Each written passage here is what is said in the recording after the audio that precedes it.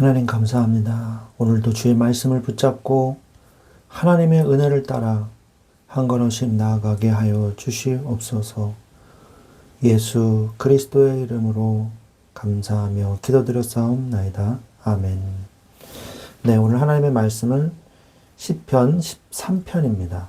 시편 13편 5절 6절 말씀이 되겠습니다. 제가 봉독하겠습니다. 나는 오직 주의 사랑을 의지하였사오니 나의 마음은 주의 구원을 기뻐하리이다. 내가 여호와를 찬송하리니 이는 주께서 내게 은덕을 베푸심이로다. 아멘. 네, 오늘 말씀의 제목은 상황보다 말씀을 믿으라 라는 그 제목으로 우리가 은혜를 받기를 원합니다. 다윗은 시편 13편에서 고통스럽고 답답한 이 현실 속에서 하나님이 침묵하시는 것 같은 깊은 절망을 토로합니다. 그러나 그의 기도는 원망으로 끝나지 않고 철저한 믿음의 결단으로 이어집니다. 오늘 말씀을 통해 우리가 캄캄한 터널을 지날 때 눈에 보이는 상황이 아니라 변함없는 하나님의 말씀을 어떻게 붙들어야 하는지 살펴보고자 합니다.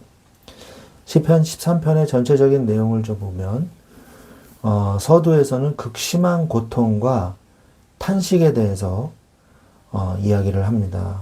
다윗이 어떠한 고통이었는지는 알 수가 없어요. 그러나 다윗의 대표적인 고통은 사울의 핍박, 그리고 압살롬의 반역, 이 두 가지를 대표적으로 볼 수가 있는데 그런 것들 중에 하나이지 않았나라고 우리가 볼 수 있죠. 성도는 이해할 수 없는 긴 고난의 터널을 지날 때 하나님이 부재하시는 것 같은 영적인 고독을 느낄 수가 있습니다. 그러나 절망 속에서도 원망으로 끝나는 것이 아니라 다윗처럼 자신의 모든 솔직한 감정과 고통을 하나님 앞으로 가지고 나아가서 하나님 앞에 다 아뢰는 기도의 자리로 나아가야 되는 것이죠. 두 번째 대지는 3절부터 4절인데 응답을 향한 간절한 기도를 하죠. 고난으로 인해 영적인 눈이 어두워지고 낙심하여서 쓰러지려고 할 때 우리는 생명의 주관자이신 하나님께 영안을 밝혀달라고 기도해야 됩니다. 우리의 무너짐은 곧 대적들의 기쁨이 되므로 하나님의 영광을 위해서라도 우리를 건져주실 것을 믿고 끝까지 응답을 구해야 되죠. 그래서 다윗은 원수들이 기뻐할 것을 두려워하면서 하나님이 긴급한 개입과 구원을 해주실 것을 간절히 요청하는 내용이 바로 3절과 4절 내용이 되겠습니다. 마지막으로 5절, 6절은 구원의 확신과 찬양을 하죠. 응답이 아직 현실로 나타나지 않았음에도 다윗은 한결같이 하나님을 사랑하고 고백하고 감사하며 찬양하는 그 시로서 항상 끝맺음을 맺거든요. 우리의 끝맺음은 어떻습니까?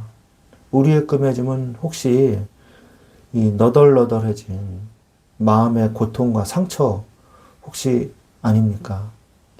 참된 믿음은요, 상황이 변해서가 아니라 변함없는 하나님의 성품과 언약적 사랑을 신뢰할 때 주어지는 것입니다. 고통의 탄식으로 기도를 시작했을지라도 결국 기도의 자리를 떠날 때는 우리에게 베푸신 구원의 은혜를 기억하며 감사와 찬양으로 기도가 끝나는 것이죠. 저도 어떤 기도를 이 글로써 써본 적이 있어요. 근데 그것이 이제 일기라고 볼 수 있죠. 기도이면서. 근데 항상 외롭고 힘들고 괴롭고 막 이런 내용들이 막 써 있어요. 그런데 나중에 보면은 주님을 찬양하고 주님께 감사하고 주님이 인도하실 것을 믿는 그런 내용이거든요. 여러분, 인생이 우리가 사실 천국 가기 전까지는요, 희노애락이 있는 그런 인생이란 말이에요. 항상 기쁠 수는 없어요, 인생이. 그러면 천국이죠, 거기가. 원래 인생이 그렇습니다. 그렇다고 해서 하나님께 감사하지 않는다. 그것은 잘못된 신앙이죠. 여러분은 어떻게 여러분의 힘든 시간들을 이겨내고 계십니까? 내가 힘들 때 주님은 어디 계시는가? 늘 성도들은 이런 질문을 합니다. 시편 139편 1절로 2절에 여호와여 주께서 나를 살펴보셨으므로 나를 아시나이다. 주께서 내가 앉고 일어섬을 아시고 멀리서도 나의 생각을 밝히 아시오며 라고 말씀하고 계시죠. 우리가 고난 속에 있을 때 가장 먼저 드는 생각이 하나님이 나를 잊으셨다는 어떤 그 두려움이거든요. 그러나 여러분, 하나님은요, 단 한 번도 우리의 삶에서 시선을 거두신 적이 없고요. 우리의 모든 아픔과 신음을 정확히 감찰하고 계시는 하나님이심을 굳게 믿으시기 바랍니다. 다 사단의 거짓말이에요. 사단의 속삭임에 속지 마시고 하나님이 함께 하시는 것을 더 믿으십시오. 주님은 항상 나와 함께 계셔 왔어요.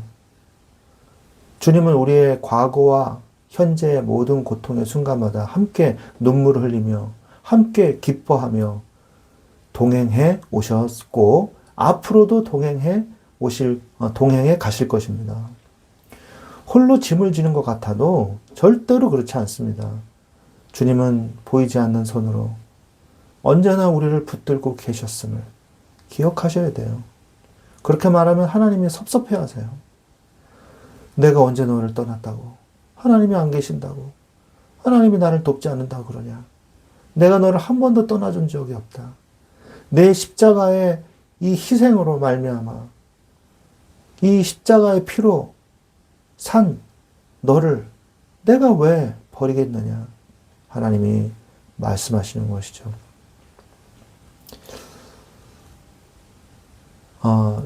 주님은 앞으로도 영원히 함께 하시는 것입니다. 일시적인 위로자가 아니라 성령을 통해서 우리 안에 영원히 내주하시는 하나님이십니다. 상황이 아무리 어두워도 임마누엘의 하나님께서 앞으로의 모든 걸음도 온전히 책임지심을 우리는 믿어야 되는 것입니다. 나의 기도를 응답하고 계시는가? 우리는 또 이런 질문할 때도 있어요.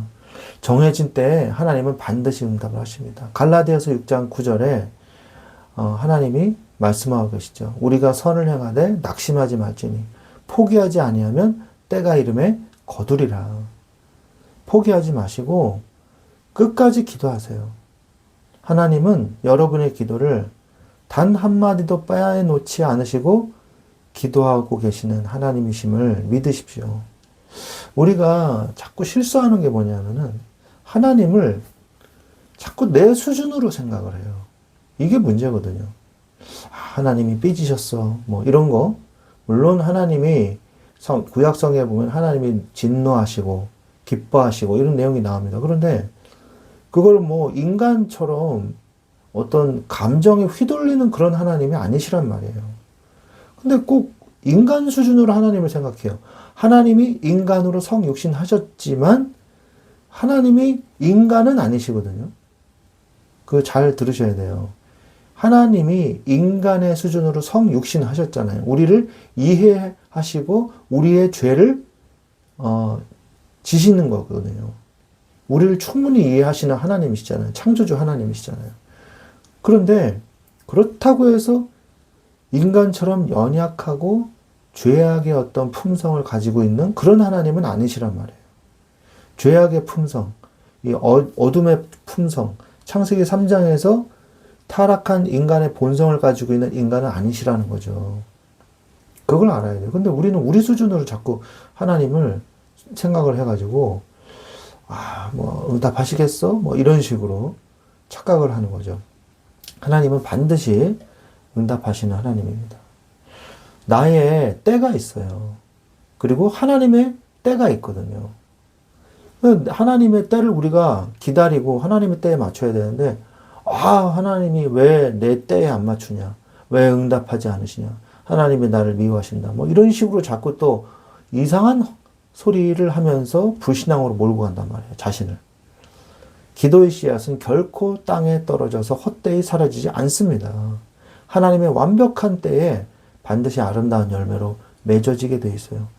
열매를 기다리십시오. 하나님은 반드시 응답하실 것입니다. 또한 가장 선한 길로 인도하십니다. 로마서 8장 28절 아시죠? 합력해서 결국 선을 이루시는 하나님이십니다. 이러니까 또 우리가 착각을 해요. 하나님이 내 사업에 언젠가는 역사하신다는 거구나. 하나님이 내 자식은 언젠가는 좋은 대학에 붙여주신다는 거구나. 내가 돈을 벌고 대박이 나는 게 언젠가는 된다는 얘기구나. 그런 얘기가 아니에요. 그럼 어떤 얘기냐? 인간이 생각하는 응답으로 하나님이 그대로 응답해 주시겠다? 그 말이 아니라 하나님의 응답으로 너에게 응답해 주시겠다는 거거든요.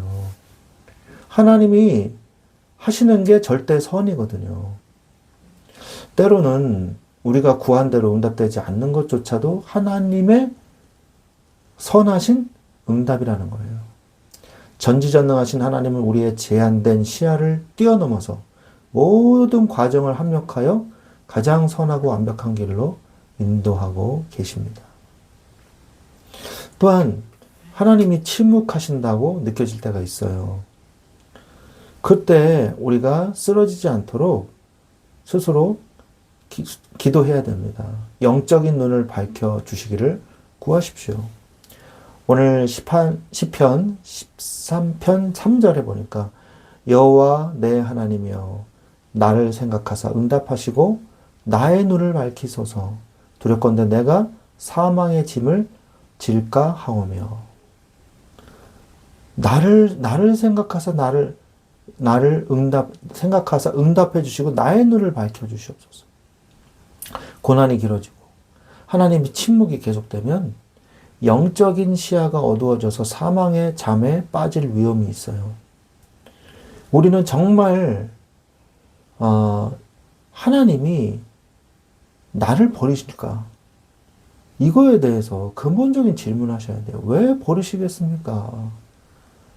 우리를 구원해 놓으시고 책임지지도 않으시는 하나님이 아니라는 거죠. 그래서 우리는 이런 거짓말에 속지 않도록 절망에 빠지지 않도록 영안을 열어서 하나님의 빛을 비춰달라고 간절히 부르짖어야 돼요. 우린 연약하기 때문에. 시험에 들지 않게 깨어 있어야 됩니다. 마태복음 26장 41절에 예수님이 시험에 들지 않게 깨어 기도하라. 마음에는 원이로되 육신이 약하도다 하시고 그렇게 말씀하셨잖아요.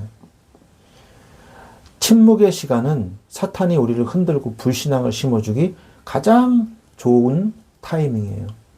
육신의 연약함에 지지 않고 기도의 자리를 지켜 영적으로 깨어있는 것만이 쓰러지지 않는 비결인 것입니다. 또한 하나님의 말씀의 성취를 위해서 기도하십시오. 주의 약속을 붙잡고 강구하세요. 시편 119편 49절에 말씀하고 계시지 않습니까? 주의 종에게 하신 말씀을 기억하소서. 주께서 내게 소망을 가지게 하셨나이다. 아멘. 상황이 절망적일수록 내 감정이나 환경이 아닌 변하지 않는 하나님의 약속을 기도의 근거로 삼아야 되는 것입니다. 주님께서 친히 하신 약속의 말씀을 붙잡고 그 말씀을 붙잡고 주님 앞으로 나아가야 돼요. 그 말씀이 내 삶에 성취되실 수 있도록 간절히 기도해야 돼요. 또한 오늘 말씀에서 원수들이 기뻐하지 못하게 해 주십시오. 이렇게 말씀하잖아요. 두렵건대 나의 원수가 이르기를 내가 그를 이겼다 할까 하오며 내가 흔들릴 때에 나의 대적들이 기뻐할까 하나이다. 나의 대적들이 기뻐하는 것을 하나님도 원하지 않으십니다. 성도가 넘어지는 거는요. 곧 악한 대적들의 이런 조롱거리가 되고요. 하나님의 영광을 가리는 일이 돼요. 개인적으로 뭐 손해보고 이런 거를 떠나서 그보다 먼저 하나님께 영광을 가리는 일. 그런 일이 나를 통해서 일어나면 안 되는 것이죠. 다윗처럼 주님의 이름과 영광을 위해서 나를 구원하시고 악인들이 승리하지 못하게 해달라고 기도해야 된다는 것입니다. 정말 악인들이 하나님의 자녀를 조롱하고 비방하고 그러거든요. 그때 여러분은 어떻게 할 겁니까? 하나님의 약속을 붙잡고요. 그들의 입이 다물어지게 해달라고 기도해야 돼요. 하나님을 두려워하게 해달라고 기도해야 돼요. 여러분, 상황보다 말씀을 믿으십시오. 상황이 바뀌지 않았을 때 하나님을 한결같이 사랑하세요. 상황이 변한다 그래도 여러분은 변하지 마세요. 나의 힘이신 여호와여 내가 주를 사랑하나이다. 18편 1절에 말씀하고 계시죠. 참된 신앙은 조건부 사랑이 아닙니다. 내 기도가 당장 응답되지 않고 환난의 바람이 멈추지 않아도 나를 구원하신 하나님의 크신 은혜를 기억하면서 사랑으로 주님을 경외해야 되는 것입니다. 또한 믿으세요. 죄송합니다. 믿음을 가지세요. 이해할 수 없는 여러 가지 힘든 일이 있습니다. 그러나 그것이요, 오히려 믿음을 키우는 중요한 응답이 될 수 있어요. 눈에 보이는 좋은 결과가 믿음의 조건이 될 수는 없거든요. 눈에 보이는 걸 믿는 거는 믿음이 아니에요. 참된 믿음은 아직 손에 잡히는 것이 없고 눈에 보이는 응답이 없어도 약속하신 하나님이 신실하심을 온전히 확신하는 것입니다. 오직 주님만 따라가십시오. 요한복음 8장 12절에 예수께서 또 말씀하여 이르시되 나는 세상의 빛이니 나를 따르는 자는 어둠에 다니지 아니하고 생명의 빛을 얻으리라. 이해할 수 없는 캄캄한 길이라도 빛 대신 주님이 앞서가시면요. 그 발자취를 묵묵히 따라가야 됩니다. 그래서 요한복음 8장 12절에 이렇게 말씀하신 거예요. 세상의 빛이니 나는 세상의 빛이다. 나를 따르는 자는 어둠에 다니지 않고 생명의 빛을 얻으리라. 생명의 빛을 얻는 여러분들이 되시기 바랍니다. 내 뜻을 꺾고 주님의 말씀에 철저히 순종하며 나아갈 때 마침내 생명의 빛을 경험하게 될 줄로 믿습니다. 또한 믿음으로 고백하십시오. 하나님이 응답하시는 걸 고백하세요. 시편 13편 5절 말씀에 나는 오직 주의 사랑을 의지하였사오니 나의 마음은 주의 구원을 기뻐하리이다. 다윗의 현실은 여전히 원수들에게 둘러싸여 있었으나 그는 이미 구원을 받은 것처럼 기뻐했어요. 우리도 불안과 염려를 내려놓고 언약에 신실하신 주님께서 반드시 응답하실 것을 입술로 선포해야 될 줄로 믿습니다. 승리의 고백으로 감사를 드리십시오. 영적 전투의 결론은 이미 그리스도의 십자가 안에서 승리로 확정되었어요.